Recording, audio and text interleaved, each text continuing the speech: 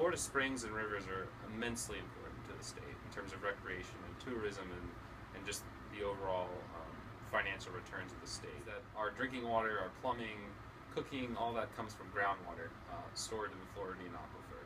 Florida is typically confined by carbonate limestone geologies. So when you take out water from the aquifer, that carbonate can dissolve basically, and that's when you get sinkholes and you get collapses of the land surface. And so when you withdraw less, that replenishment can be more effective and more efficient.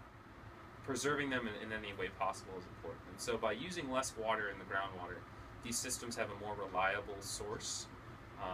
They can be maintained at base flow conditions are higher, so you won't see dried out riverbeds and dried out springs, things of that nature. Maintaining this flow is important. So groundwater flow is basically the sole driver of spring formation. These springs form from basically holes in the carbonate minerals.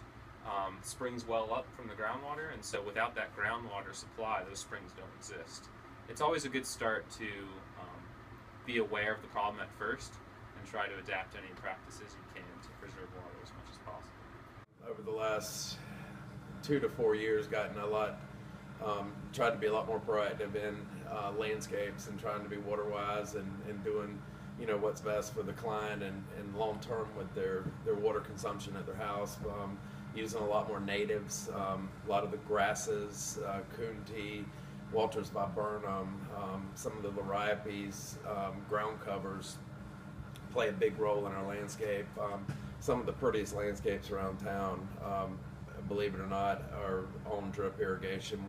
Watering those trees with drip irrigation, they're going to root in faster than if you're trying to do it with overhead sprays. So, cutting their water use down is doing nothing but saving them money and helping the environment.